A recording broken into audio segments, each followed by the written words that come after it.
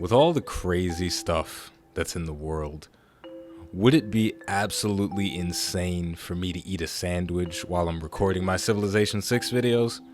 No. No, it wouldn't be that out of this world for me to eat a sandwich while playing Civilization VI. So that's exactly what I'm gonna do. I hope you're ready for this. If you don't like the sound of people eating, I suggest you turn the video off now.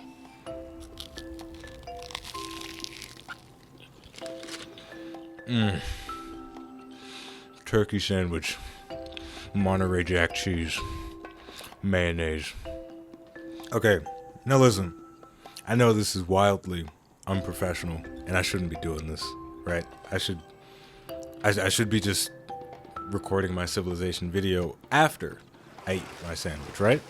Because that makes sense. But instead, I'm feeling a little bit like I don't care that much. And it's not that I don't care. It's just I had a thought that of all the weird stuff that's going on in the world, of all the weird types of videos that are on YouTube, of all the people that don't try that hard and find success, I feel like for them, I should eat this sandwich right now. So that's what I'm gonna do. Our Civilization, though, it's off to it's doing really well for itself. We're picking up pretty much in the exact spot that we left off before.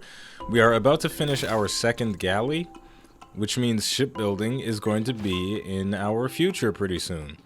One thing that I've made this mistake before in different Civ games, where I'll have a tech ready to boost, and it'll look like it's about to be completed as soon as the boost is finished, but sometimes there's this little sliver, like a 1 pixel worth of science that isn't completed, so I'll end up wasting a turn trying to finish it off. So I'm gonna queue up the research for it, and this is something I've probably made this mistake a few times in this playthrough, but just got lucky with it. But yeah, I'm gonna queue it up like that, and then as soon as the galley comes out, shipbuilding will be bum-ba-da-bum-bum.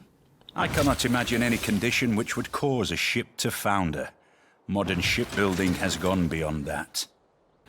Okay, I tried to finish my a bite of the sandwich before the Sean Bean quote was finished, but it didn't work out that way. I can't chew that fast. But now that we finished with that, we're going to shift over to engineering and then machinery. Because when we finish machinery, that's going to give us access to the lumber mill, which will be very important for Stolen City. They do not have a lot of production. They got great food from the double rice, but foxes aren't helping us build anything, and neither are any of the other tiles. So if we can improve those trees into lumber mills, that'll be very beneficial for us. Now, the real question is, well, first of all, we're going to set this galley on auto explorer. I don't feel like dealing with them right now. I just want them to figure it out for themselves. The real question is, what is our next building? I think a market is going to be a great addition because this will increase our trade route capacity, and we can divert the trade routes to places that are struggling with either production or food or what have you, and that'll be super helpful. I don't know where this trade route is going right now. It's between Free City, going from Free City to Stolen City and back and forth, back and forth. Right, I put that there so it could make a road, and that trade route is going to last for another... How many turns? How many turns? You gonna tell me?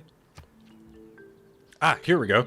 All right, so the trade route ends in 16 turns. All right, that's not too long. Not bad. All right. So, moving on to the next turn. The market is going to be finished in 21 turns. So, sometime within the next 16 and 21 turns, we've got to decide where we want to start flourishing ridiculously fast and where we want to divert or send all of our trade routes from. I'm thinking it might be Valos City because they haven't been growing as much as I would like them to, and one of the civics later on, civil service, requires you to have a city with a population of 10 in order to get the boost, and I would like my capital to get that boost. That would be pretty nice, I think. I guess I'll go for recorded history just so I get the governor title. I think the next thing I'll get is a governor. I'll get a third governor actually. I feel like it would be a good idea to have... Oh, I already get my third governor. Now here's something really interesting. Mangus is what I believe one of the best governors in the game, because he's got two insanely powerful policies. The first one is his base policy, plus 100% yields from plot harvest and future removals in the city. So anytime you tear something down, you get a big bonus if you've got Mangus in the city.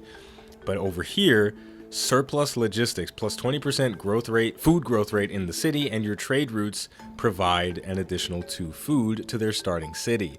Insane. So I think I'm going to go ahead and appoint Mangus and put him in Valo City. Now, even though I'm not going to tear much of anything down here, I could. I very well could. And if I do, I'll be rewarded ridiculously for it. We don't have any builders right now, but we could in the near future. That might be something we aim for. Damn it, this is a terrible time to bite my sandwich. My hands are full, and Alexander's yelling at me.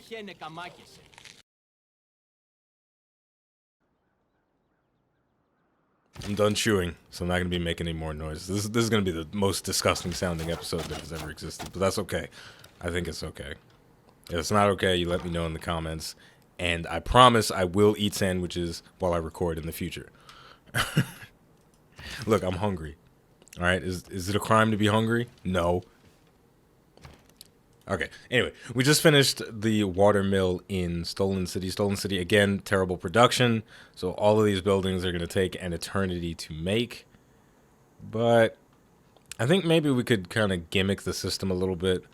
I feel like these 3 trees right here that I'm rubbing the mouse over right now are the ones that I'm going to use for lumber mills. And this one over here in the distance, I'll chop it down. So what I'll do, I'll queue up a builder. It's going to take 24 turns, which is a very long time. And we'll just kind of let it sit there. And once that builder's finished, we'll send them on top of the trees. We'll start production on a monument. Chop down the trees. The monument should be built instantly. And that'll be good for us. Overall, even though I think our civilization is doing pretty well, we could be doing a lot better. So we have to find a way to dramatically shift the power of our civilization. Because if we turn over to the world rankings, we're doing okay for science. We're in 3rd place, getting 35 per turn. India's doing a bit better than us at 48. And Korea is at 88, so that's a bit intimidating. That must be a recent development because they've only got 3 more technologies researched than us. But still, that's very, very intimidating. What the hell is the rest of the world doing to put a stop to that, I wonder? They're just allowing Korea to expand and take over the world with the power of their science. From the looks of things, though, that barbarian scout came from this camp way far up to the north. And there was a point in time when Stockholm had a bajillion swordsmen running around, and it would appear that they've all died. So I'm going to send some of my archers over to check it out. I'll send the spearmen as well, just because it's always valuable to have a melee unit, and see what the hell is going on. I may as well upgrade one of my units to a swordsman. There we go. That is going to reduce our gold per turn because swordsmen are more expensive to upkeep than a guy with a club and a loincloth, but I think in the end it'll be worth it. I'll upgrade the other swordsman later on. I think we'll just keep him as is for now. That amount of gold is nothing to be laughed at. So yeah, we're doing well, but we could be doing a lot better. And what is going to make us do better is getting districts online, because we don't have a lot of those, and we don't have buildings upgraded at every place. We've got a lot of little things that are potentially holding us back. Of course, you remember that earlier on we were very desperate to find a religion, and we have yet to build a single missionary because we're generating such a small amount of faith per turn. So I think what I'll do next, if I'm remembering correctly, there's a governor that gives you a lot of benefits for religion. So I'll appoint him and put him in I guess I'll put him in Free City, and I'll build a temple and a bunch of other religious resources there so we can start getting missionaries, getting the conversions done. and getting the benefits that come from it. Remember, we get an additional 1% production for each citizen following this religion. Thought Patrol, it's very important for you to look around for them hoes, because if you're not looking around for them hoes, you're not working. Normal people believe that if it ain't broke, don't fix it. Engineers believe that if it ain't broke, it doesn't have enough features yet. So alright, so on a serious note, how do you guys feel about the sound of other people chewing? Because it makes me laugh sometimes. There are a few sounds that make me laugh, not uncontrollably, but it does trigger a response in me to start smiling and giggling. Number one is when I see somebody bite into an apple in a public place. It makes me smile. Number two is when people eat Doritos in public. And sometimes I get a little bit triggered when people eat Doritos in public. Because have you ever seen somebody take a Dorito and it's a nice full chip? You know, it's just a full triangle Dorito. And then they bite it, but they only bite half of the Dorito. Get out of here. Jump off a bridge. No, don't do that. But it bothers me. There's something about only eating that small portion of a Dorito, even though the chip is not so big that you can't fit the whole thing in your mouth. Is you know? Do you know what I'm saying? I don't think you know what I'm saying. But well, who knows? Wilhelmina's asking for a trade. She's offering me 65 gold and some diamonds for 2 luxury resources. Girl, you better get your ass out of here. Alright, so two civilizations offered trades with me, and so did Korea. 3 civilizations trying to trade.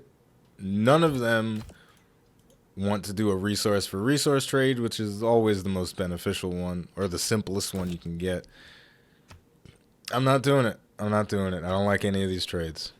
I could probably work something out that's better for both of us, but overall, I'm just not feeling it. So the barbarians are coming out trying to poke at our guys. Unfortunately, this scout is going to come from nowhere and block our scout from stealing the camp. So that's a bit annoying, but there's nothing we can really do about it. So let's start pew-pewing this guy. We should be able to take him down in 2 turns. Also, we should be able to weaken him enough so that he won't get the killing blow on our archers. I would be absolutely devastated if we lost a unit because they take so long to build, and I'm not planning on building any new ones anytime soon. Now let me look at the governors real quick. This guy. Promotion. Yes, Divine Architect plus 20% production towards holy site buildings in this city. That is a fantastic thing that could expedite the production of the shrine and the temple in Free City. But the question is, will we get enough governor titles to get that? And the answer is not anytime soon. Shit. Yeah, you don't get titles for doing research. Oh, fire engine. Perfect. Nah, the fire engine's gone. I was going to say that's the perfect time for me to bite my sandwich. I'm going to do it. I hope you guys are enjoying the sandwich as much as I am. So, unfortunately, I'm not going to be able to manipulate the religious governor as much as I would like to, so I'm going to go ahead and build the shrine. Because there aren't 2 governor titles readily accessible, I won't be able to recruit the governor and give him the 1st tier promotion that I want to give him. So I'm still probably going to recruit him and put him in Free City, but we're not going to get the benefit of having production time shaved off of our temple and shrine. But that's okay. In the end, it'll all work itself out. And look at what we have here. Macedon is going to build another city.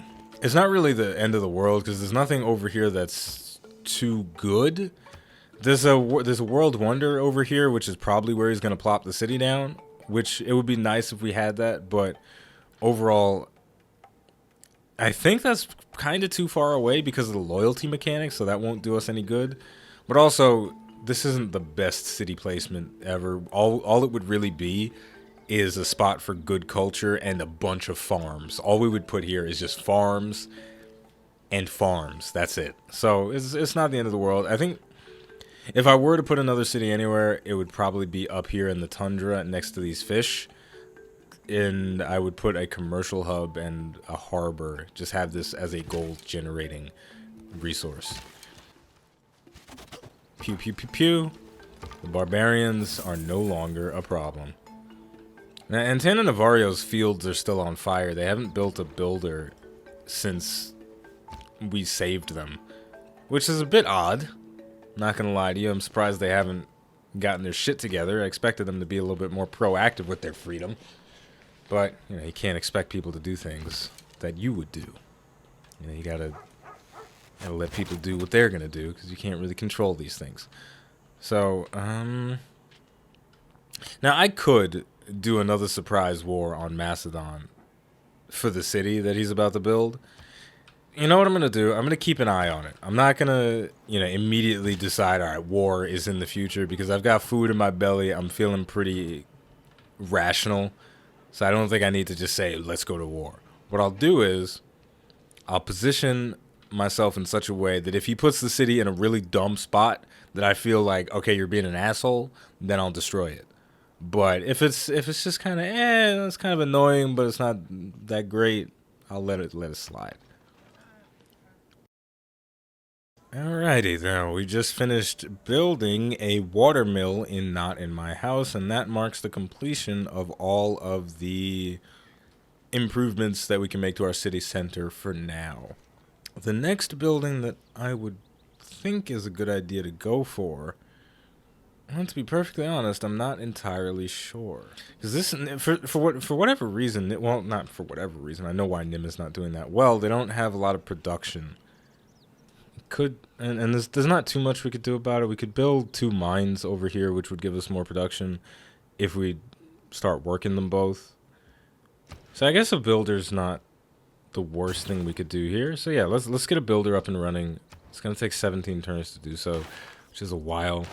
I believe I can switch a policy over to improve production towards builders. Yes, I can, plus 30%. So I think that's what I'm gonna do. Next turn.